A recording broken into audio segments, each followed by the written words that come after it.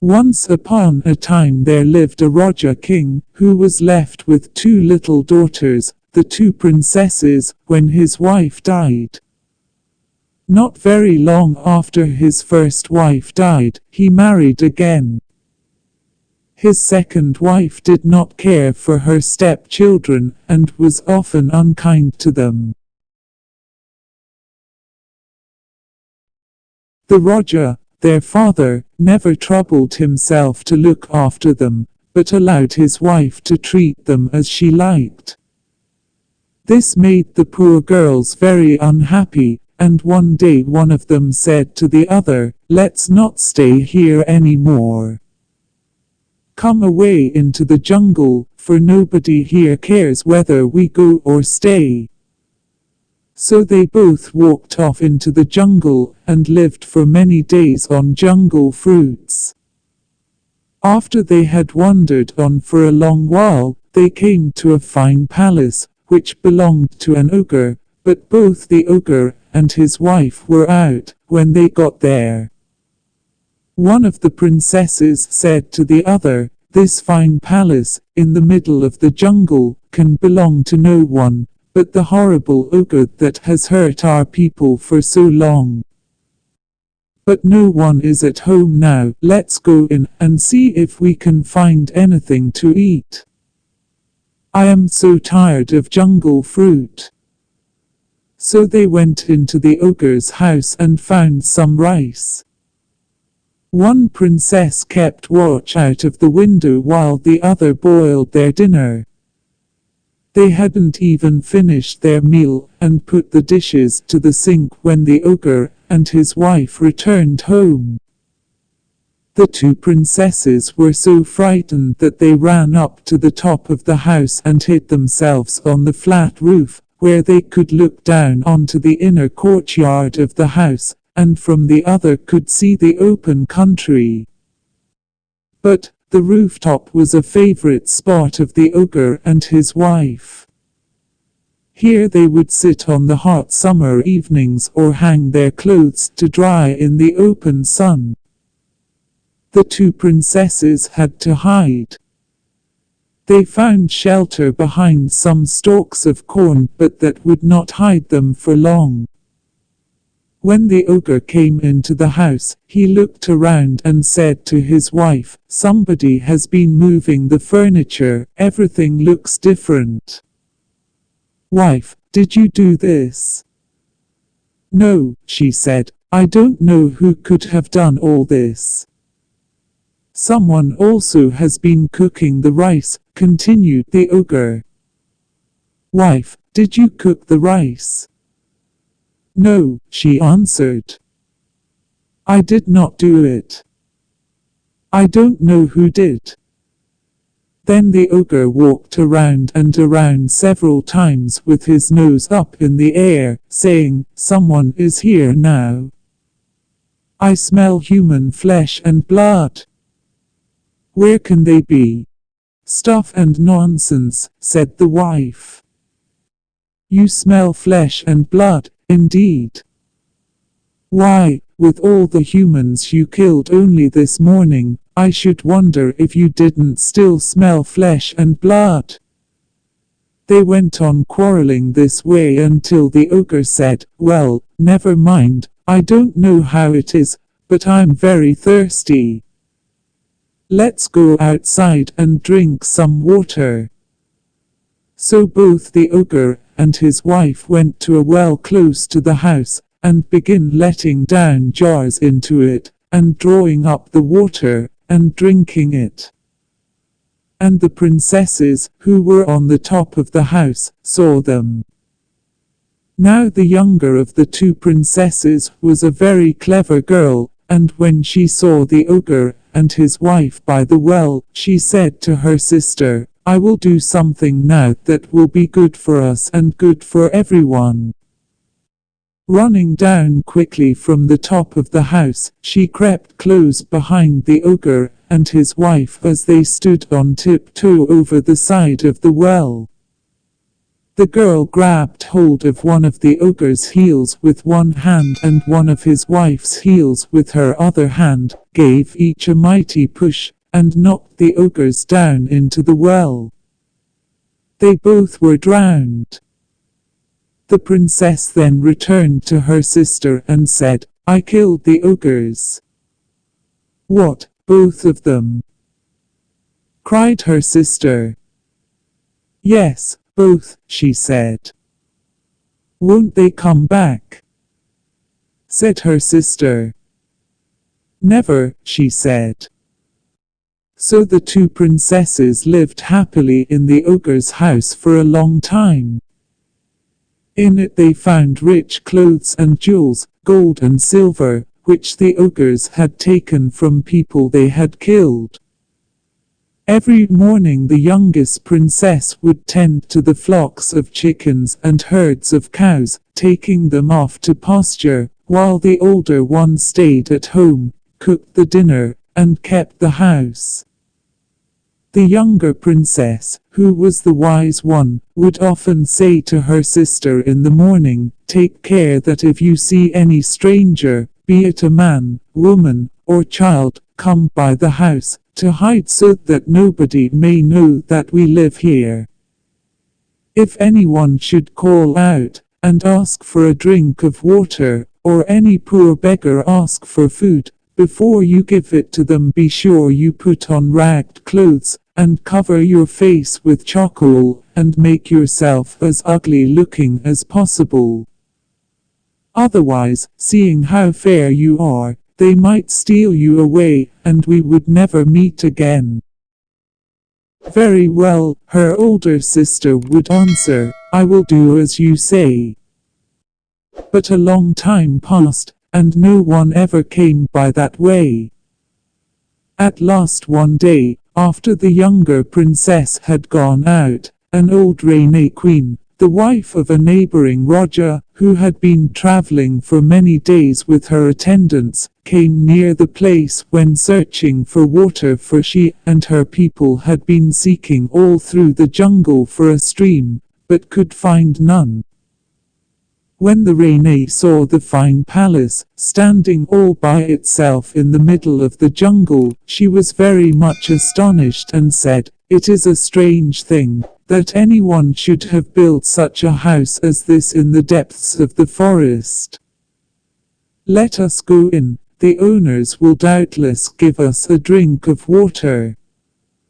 "No, no, do not go," cried her attendants. "This is most assuredly the house of an ogre. I should scarcely think anything very terrible lives here, for there is not a sound stirring, nor a living creature to be seen." So she began tapping at the door, which was bolted, and called, "Will whoever owns this house give me and my people some water to drink?" But nobody answered, for the princess, who heard her coming, was busy up in her room, blacking her face with charcoal, and covering her rich dress with rags. Then the Rene got impatient and shook the door, saying angrily, "Let me in, whoever you are. If you don't, I'll force the door open." At this the poor, little princess got dreadfully frightened, and having blacked her face and made herself look as ugly as possible, she ran downstairs with a pitcher of water. Unbolting the door, she gave the Rene the pitcher to drink from, but the maiden did not speak, for she was afraid. Now the Rene was a very clever woman, and as she raised the pitcher to her mouth to drink the water, she thought to herself, "This is a very strange-looking creature, who has brought me this jug of water. She would be pretty, but that her face seems to need washing, and her dress also is very untidy. What can that black stuff be on her face and hands? It looks very unnatural." And so instead of drinking the water, she threw it in the princess' face. The princess started back with a little cry while the water, trickling down her face, washed off the charcoal and showed her delicate features and beautiful complexion.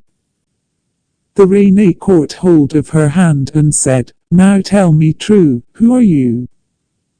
Where do you come from? Who are your father and mother?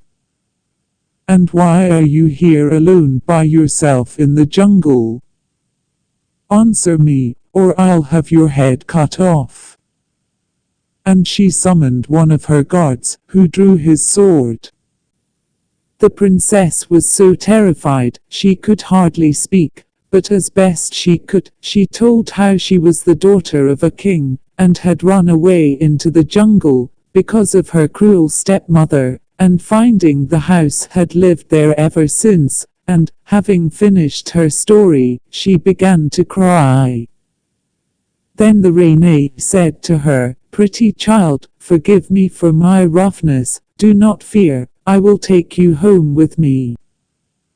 As the daughter of a Raja you shall be a proper wife for my son." But the more she spoke to the princess, the more frightened the princess became, and could do nothing but cry. Now the girl had said nothing to the queen about her sister, nor even told her that she had one, for she thought, "This Rene says she will kill me. If she hears that I have a sister, they may kill her too."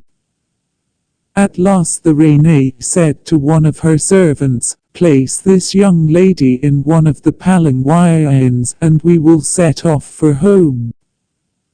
And so they did. When the princess found herself shut up in the palanquin and being carried, she knew not where, she thought how terrible it would be for her sister to return home and find her gone, and determined, if possible, to leave some sign to show her which way she had been taken. Round her neck were many strings of pearls. She untied them, and tearing her sorry robe into little bits, tied one pearl in each piece of the sari, that it might be heavy enough to fall straight to the ground. And so she went on, dropping one pearl and then another and another, all the way she went along, until they reached the palace where the queen lived. She threw the last remaining pearl down just as they reached the palace gate. The Rene commanded her son to appear. When he did, she said, "My son, you have tarried long enough in choosing a bride. I told you that if you did not choose one for yourself, I would find one for you, and so I have. Here she is." And she thrust the girl forward. She was still weeping, and the prince could tell that she was hardly a willing bride. When they were alone, he whispered, "Fear not, maiden. I will postpone the wedding for as long as I can. And if the wedding must take place, you will not be forced to say or do anything you do not want to do." But she barely heard him, thinking only of her sister, and too distraught and fearful to say or do anything else. Meanwhile the younger princess, who had been out with her flocks when the queen took her sister away, had returned home. When she came back she found the door wide open, and no one standing there. She thought it very odd, for her sister always came every night to the door to meet her on her return. She went upstairs, her sister was not there, the whole house was empty and deserted. There she must stay all alone, for the evening had closed in, and it was impossible to go outside and seek her with any hope of success. So all night long she waited, crying, "Someone has been here, and they have stolen her away, they have stolen my darling away. Oh, sister! My sister!" Next morning, very early, going out to continue the search, she found one of the pearls belonging to her sister's necklace tied up in a small piece of sorry. A little further on lay another, and yet another. All along the road, the Rene had gone. Then the princess understood that her sister had left this clue to guide her on her way, and she at once set off to find her. Very, very far she went, a 2 months' journey through the jungle, for she could not travel fast. The many days walking tired her so much, and sometimes it took her 2 or 3 days just to find the next piece of sorry with the pearl. At last she came near a large town, to which it was evident her sister had been taken. Now this young princess was very beautiful indeed, as beautiful as she was wise, and when she got near the town, she thought to herself, if people see me, they may steal me away as they did my sister, and then I shall never find her again. I will disguise myself. As she was thus thinking, she noticed by the side of the road a skeleton and a shriveled, dry fur of an old tiger. The princess took the skin and washed it, and drew it on, over her own lovely face and neck, as one draws a glove on one's hand. The skin was so old nothing remained of the shape of the tiger, and only a yellowish hue, and it hung on her the way an old woman's skin might hang. Then she took a long stick and began hobbling along, leaning on it, toward the town. On she went, picking up the pearls one here, one there, until she found the last pearl just in front of the palace gate. Then she felt certain her sister must be somewhere near, but where, she did not know. She longed to go into the palace and ask for her, but no guards would have let such a wretched-looking old woman enter, and she did not dare offer them any of the pearls she had with her, lest they should think she was a thief. So she determined merely to remain as close to the palace as possible, and wait till fortune favored her with the means of learning something further about her sister. Just opposite the palace was a small house, belonging to a farmer, and the princess went up to it and stood by the door. The farmer's wife saw her and said, "Poor old woman, who are you? Why are you here? Have you no one in the world?" "Alas, no," answered the princess. "I am a poor old woman, and have neither father nor mother, son nor daughter, sister nor brother, to take care of me. All are gone, and I can only beg my bread from door to door." "Do not grieve, good mother," answered the farmer's wife, kindly. "You may sleep in the shelter of our porch, and I will give you food." So the princess stayed there for that night and for many more, and every day the good farmer's wife gave her food. But all this time she could learn nothing of her sister. Now there was a large tank near the palace, on which grew some fine lotus plants covered with rich crimson lotuses, the royal flower, and of these the Rene was very fond indeed, and prized them very much. To this tank, because it was the nearest to the farmer's house, the princess would go every morning, very early, almost before it was light, at about 3 o'clock, and take off the old tiger's skin that helped her to look like an old woman, and wash it, and hang it out to dry, and wash her face and hands, and bathe her feet in the cool water, and comb her beautiful hair. Then she would gather a lotus flower such as she had been accustomed to wear in her hair as a child, and put it on, so as to feel for a few minutes like herself again. Thus she would amuse herself. Afterwards, as soon as the wind had dried, the old skin, she put it on again, threw away the lotus flower, and hobbled back to the farmer's door, before the sun was up. After a time the Rene discovered that someone had plucked some of her favorite lotus flowers. People were set to watch, and all the wise men in the kingdom put their heads together to try and discover the thief, but to no avail. At last, the excitement about this matter being very great, the queen's younger son, a brave and noble young prince, said, "I will certainly discover this thief." It chanced that several fine trees grew round the tank. Into one of these the young prince climbed one evening, and there he watched all the night through, but with no more success than his predecessors. The lotus plants lay still in the moonlight, without so much as a thieving wind coming by to break off one of the flowers.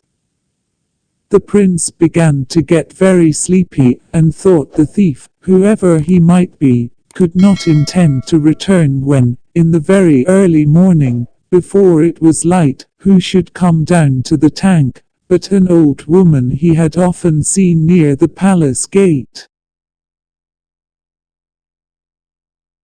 "Ah, ha!" thought the prince, "this then is the thief, but what can this queer old woman want with lotus flowers?" Imagine his astonishment when the old woman sat down on the steps of the tank and began pulling the skin off her face and arms.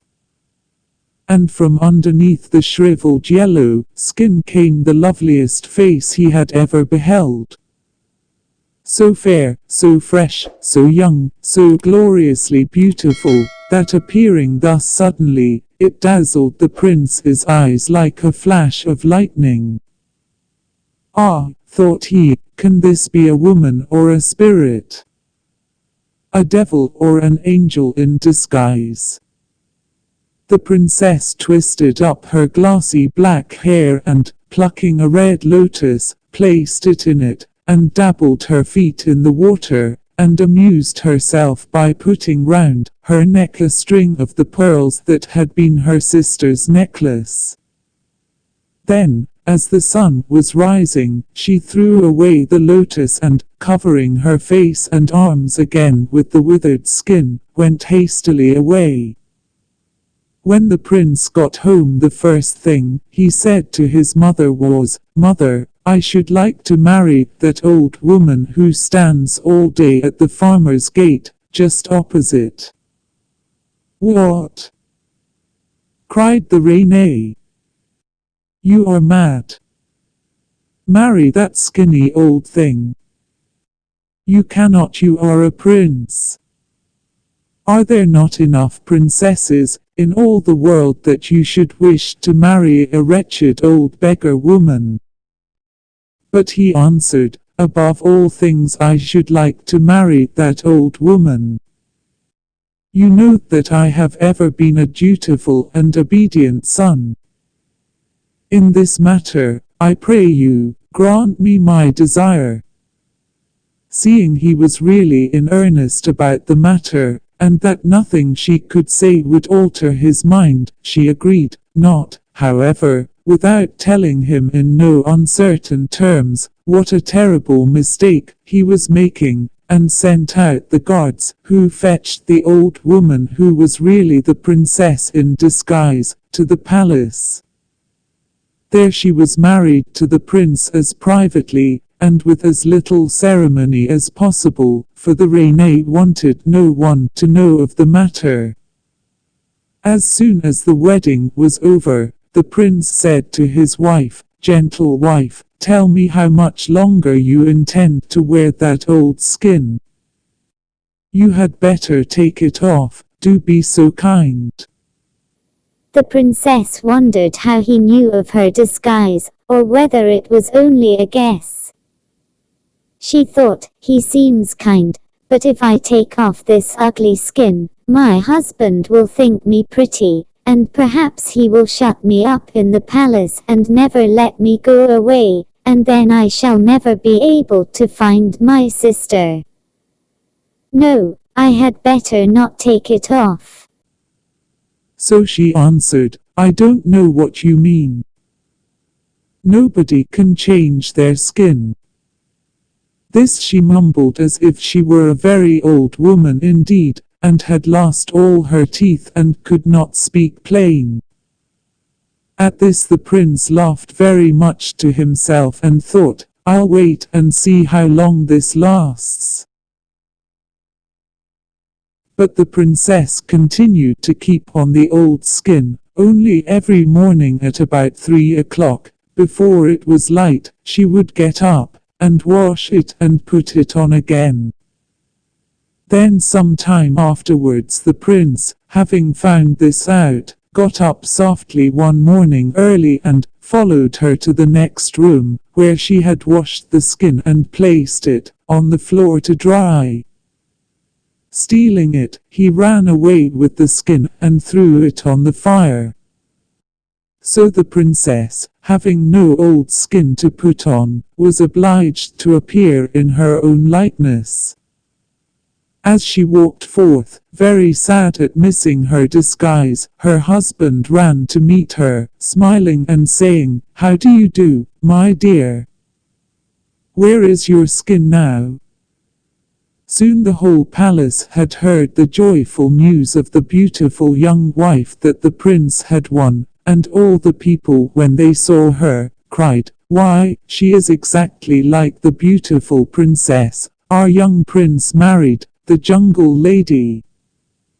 The younger prince took her to introduce his bride to his older brother's wife. No sooner did the princess enter her sister-in-law's room, than she saw that, in her she had found her lost sister, and they ran into each other's arms. Great then was the joy of all, but the happiest of all these happy people were the two princesses who were at last reunited, and they lived together in peace and joy their whole lives long.